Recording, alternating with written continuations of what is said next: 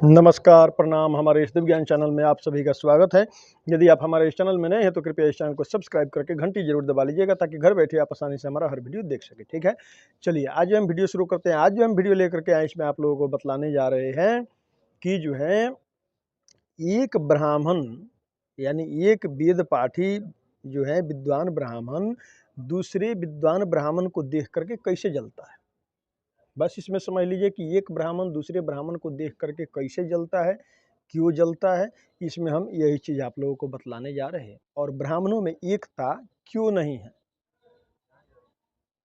ठीक है। ब्राह्मण ही जो है एक दूसरे ब्राह्मण के शत्रु दुश्मन बने हुए हैं, ऐसा क्यों है, ठीक है। आज जो है इसी का हम पर्दाफाश करने जा रहे हैं। इसमें विस्तृत रूप से आप लोगों को बतलाने जा रहे हैं और ये हर किसी को जानना जरूरी है। बहुत से लोग ये बात नहीं जानते हैं, तो जो नहीं जानते हैं आज उनको भी हम जना देना चाहते हैं, ठीक है।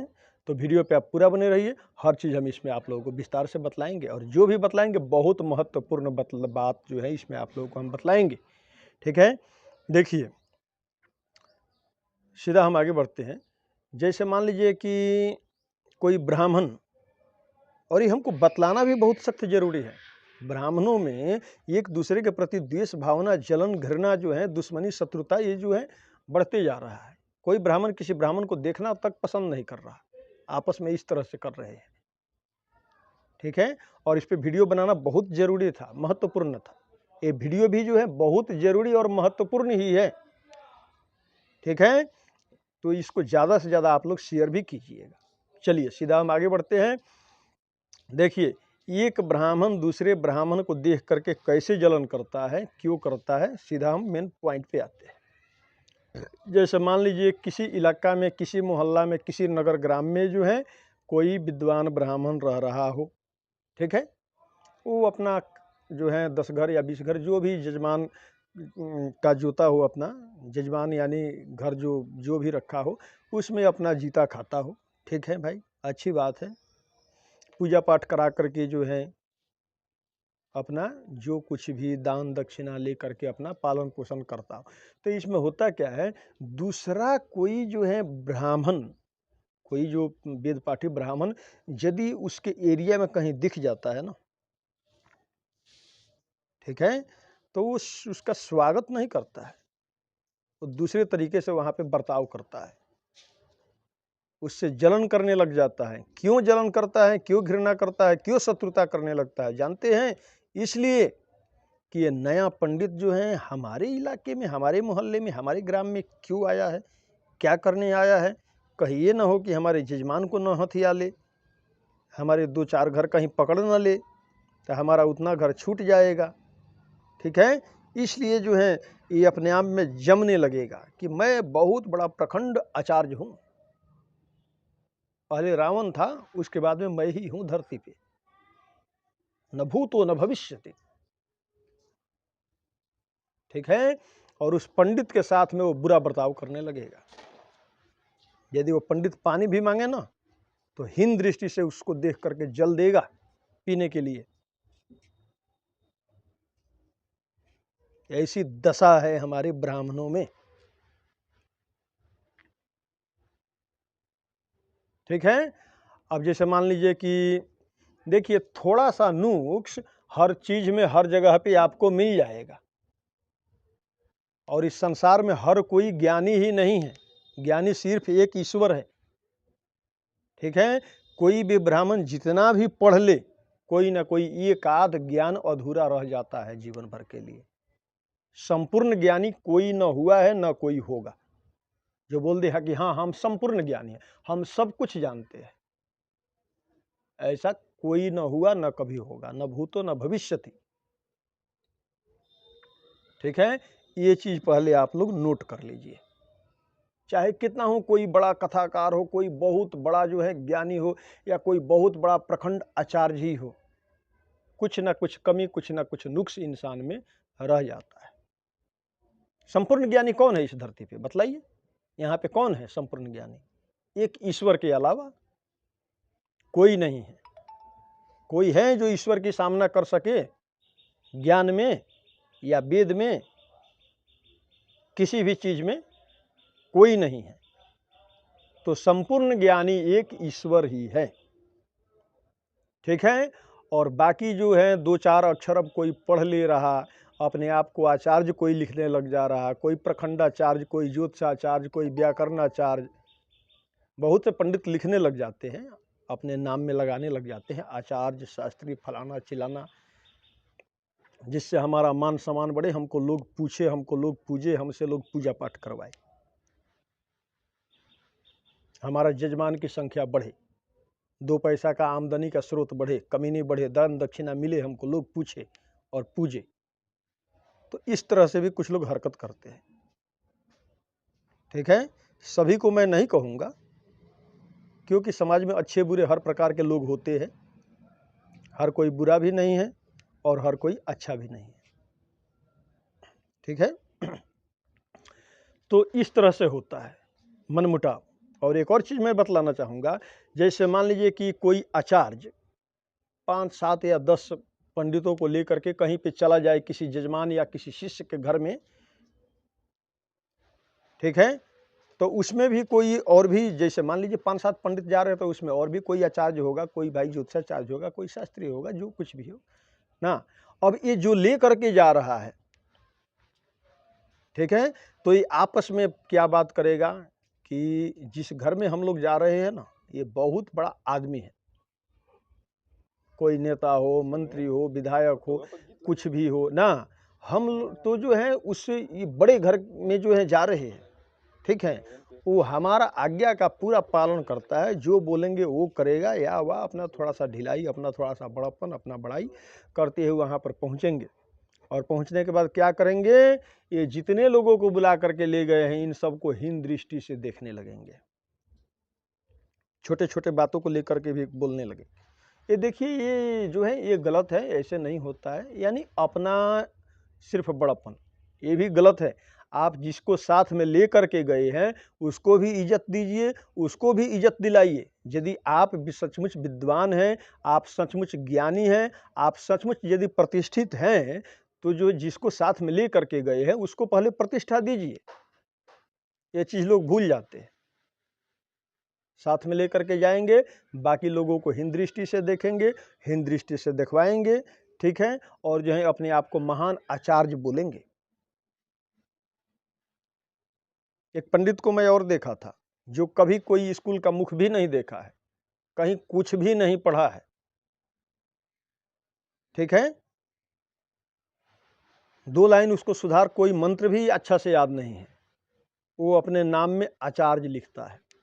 तो हमको उससे कोई दिक्कत नहीं है, मैं बोला लिखो, जितना मर्जी जो मर्जी लिखो, कोई दिक्कत नहीं है हमको, लेकिन मैं ये चीज़ शेयर कर रहा हूँ, बतला रहा हूँ, ताकि हर किसी को जो है अच्छा और बुरा का जानकार हर किसी को मिल सके कि समाज में कैसे कैसे लोग हैं।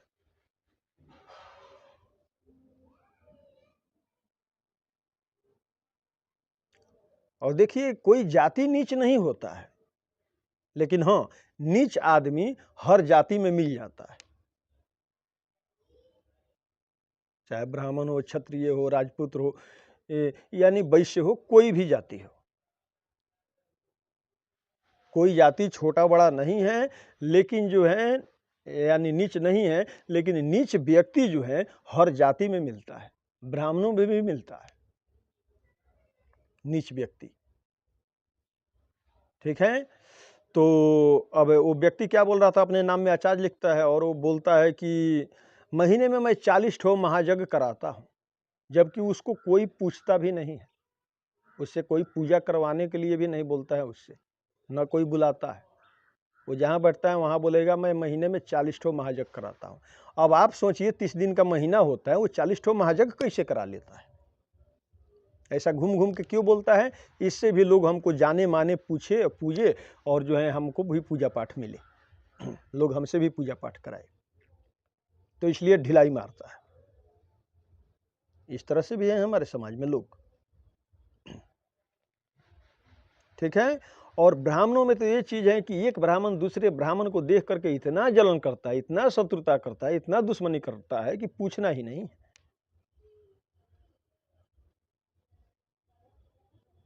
ठीक है, ये जितना कटौअल है, इस ब्राह्मण में बहुत ज़्यादा है। ब्राह्मण में कभी एकता हुआ ही नहीं है और हमको लगता भी नहीं है कि कभी होगा, इन्हीं हरकतों की वजह से।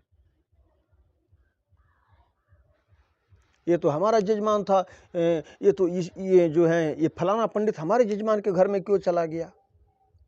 अरे भाई, जजमान बुलाया तो उसने गया,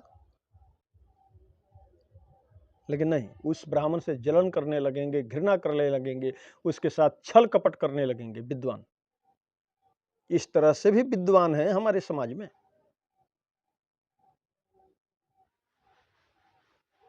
ठीक है, मोह माया छल कपट प्रपंच में उलझे हुए हैं, सत्य का ज्ञान नहीं है, न ईश्वर का ज्ञान है, न ईश्वर का डर है मन में, न इंसानियत है, न दया है, न धर्म है।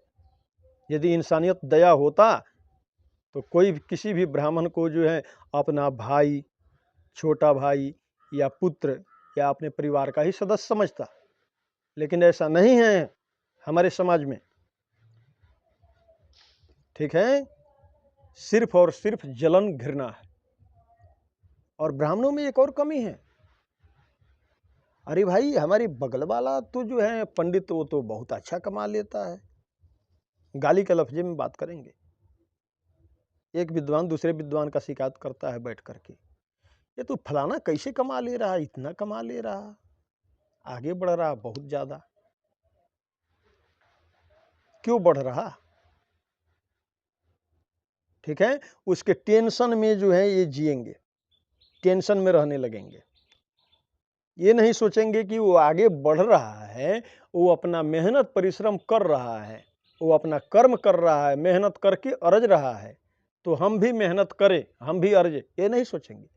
उसने बढ़ा तो क्यों बढ़ा, कैसे बढ़ा, कैसे हो गया, कैसे पीछे आएगा, इसके साथ क्या षड्यंत्र करना चाहिए कि ये नीचे गिर जाए, मुंह के बल गिरे, ऐसा बात जरूर सोचेंगे। ठीक है, और ऐसे सोचने वाले हर जाति में मिलते हैं, लेकिन ब्राह्मण मंडली में कुछ ज्यादा देखा जाता है। अब जैसे मान लीजिए क्यों ज्यादा देखा जाता है, तो मैं एक और प्रत्यक्ष प्रमाण देता हूं। जैसे मान लीजिए कोई योग्य विद्वान है, कोई आचार्य, जैसे किसी का कोई दिन निकाल दे, शादी का ही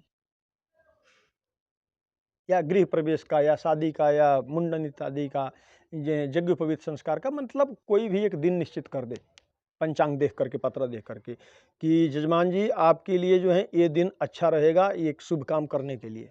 ठीक है पंडित जी, इस दिन ये काम होगा।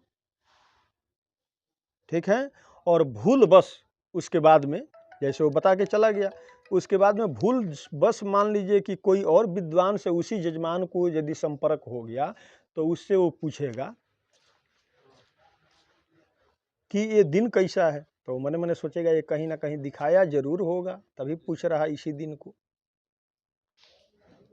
तो वो क्या बोलेगा, ये दिन देखा कौन है, तो आप बताइए ना कैसा है, तो ना बताइए कौन देखा है पहले, इसमें बहुत बड़ी मिस्टेक है, तो क्या है बताइए। तो ये दिन सही नहीं है, कहीं से सही नहीं है।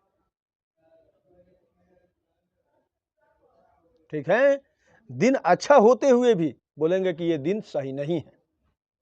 क्यों, इसलिए बोलेंगे कि जिससे भी दिखाया होगा उस पंडित के ऊपर से इसको जजमान का जो है विश्वास हट जाएगा, और हम पे विश्वास बनेगा, और हमसे ये पूजन कराएंगे, और हमको दान दक्षिणा मिलेगा, इसलिए उस पंडित का उसका जो है कटाक्ष कर देंगे बातों का। इस तरह से भी हमारे ब्राह्मण समाज में इस तरह से भी होता है।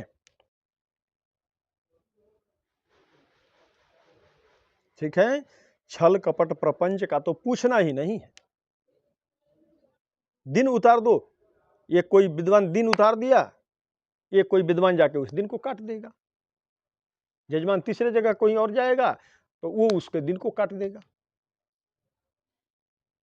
कि वो सही नहीं है। इस तरह से जो है ब्राह्मणों में एकता है, देख लीजिए, और दिन सब सही होगा, जो पहले बतलाया वो भी सही है। तो एक दिन छोड़ के दूसरा कोई अच्छा होगा, ये वो बतला देगा ये ठीक नहीं है, वो ठीक है। फिर तीसरा कोई और अच्छा होगा तो तीसरा व्यक्ति बोलेगा अरे वो भी ठीक नहीं है, तीसरा वाला अच्छा है। जजमान का विश्वास हटते जाएगा कि हम भाई किस पे विश्वास करें किस पे न करें, जजमान भी असमंजस में पड़ जाएगा।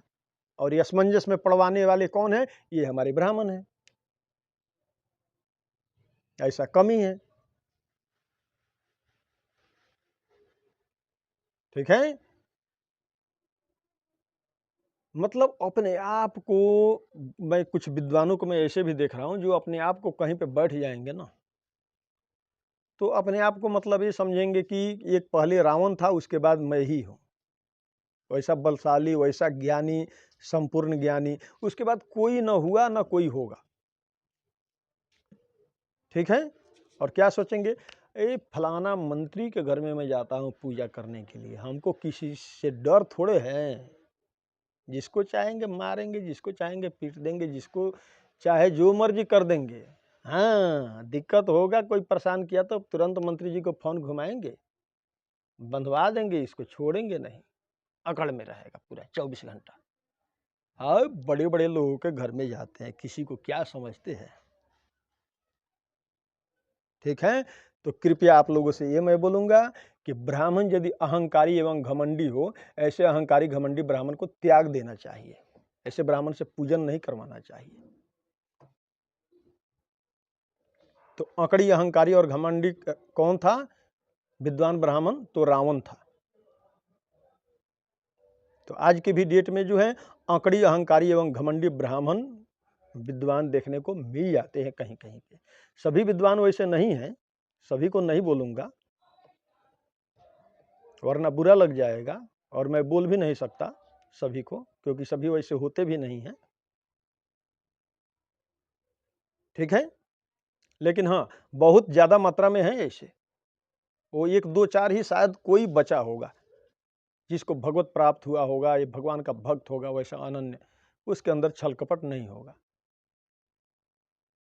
क्योंकि भगवान अपने भक्त के अंदर छल कपट नहीं रहते हैं, नहीं रहने देते हैं। अब बाकी जो है तो बाकी वही है, कमाओ खाओ लूटो, इसको छीनो उसको छीनो, इधर से लाओ उधर से लाओ, छल कपट प्रपंच, अपने आप को बड़ा बनना। ठीक है, और बहुत से विद्वानों को देखा था, रोड पे चलेंगे तो ऐंठ के चलेंगे, घमंड अहंकार में चूर रहेंगे परमानेंट के लिए। ठीक है, और सीधा करके नहीं चलेंगे, ऐसे करके चलेंगे। बहुत लोग, आप लोग भी देखे होंगे, जैसे कोई बाइक से ही जा रहा है या सीधा जा रहा है, थोड़ा सा ऐसे करके चलेगा। यानी न भूतो न भविष्यति, रावण बोलता था न मेरे जैसा कोई था न मेरे जैसा कोई होगा, वैसे अकड़ अहंकार में।